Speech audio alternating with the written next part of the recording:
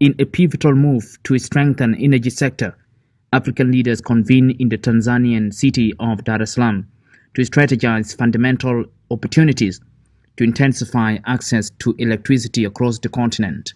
South Sudan, with the least amount of electricity, is expected to benefit from this crucial initiative supported by the African Development Bank and the World Bank.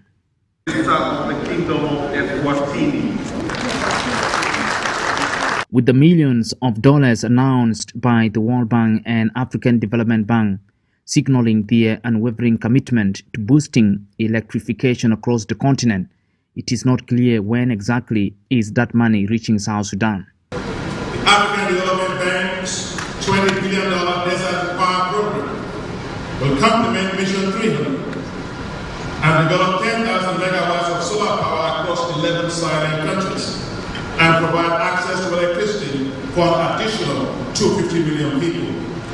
Therefore, the Mission 300 and Desert Power working collectively will provide 550 million Africans with electricity.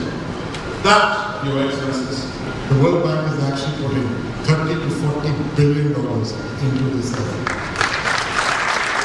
This is roughly, if you think about it, if you're putting $100 billion into IDA, a large chunk of IDA is going into this effort to help Africa enable its people, its young people, to achieve their dreams and their aspirations, which is exactly what the money should. Tanzanian President Samia Suluhu Hassan, whose country hosted the summit, acknowledges the role played by the international partners in helping the continent with resources to transform energy sector and call on the countries across the continent to expand electricity distribution to rural areas. Excellencies, in order to overcome hurdles impeding energy access, we need to take bold actions by increasing investment and financing for infrastructure development, from power generation to the last mile connectivity.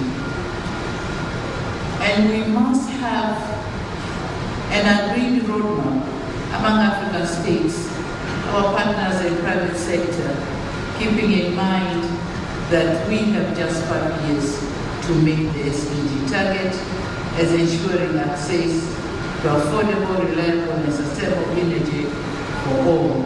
The leaders, in a communique issued on Tuesday, requested the African Union Commission to facilitate the submission of the Dar es Salaam Declaration to AU Assembly for its consideration and adoption.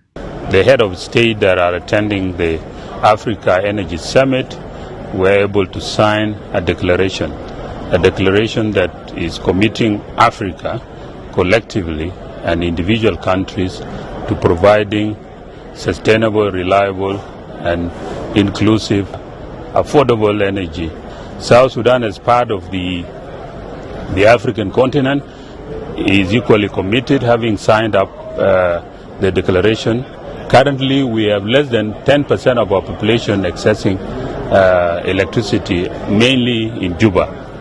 And with that level of power accessibility, our country will not be able to realize development as soon as possible. The governor of the Bank of South Sudan, Johnny Oisa Damian, the Undersecretary for the Ministry of Energy and Dams, Lam Tungwar, and officials from South Sudan Embassy in Tanzania joined the Minister of Finance and Planning, Dr. Marial Dongri, whom the President delegated to represent him at the summit attended by several heads of state and government at Julius Nyerere International Convention Center in Dar es Salaam. The government is going to mobilize resources from within and from external sources to increase investment and power generation distribution across our country. This will ensure that the economy grows and also our people will not only get employment, but their lives will be improved. Today at the Africa Energy Summit in Dar es Salaam, the World Bank, in collaboration with the African Development Bank, have promised $40 billion United States dollars to support the African energy sector. With South Sudan being the least electrified country in Africa, is also expected to benefit from this initiative, as it will encourage investors to establish more factories or industries in South Sudan to ensure the country produces its own goods or other essential materials to be exported to other countries in the region, and primarily to create jobs for citizens. Abraham Aken, SSBC News, Dar es Salaam, Tanzania.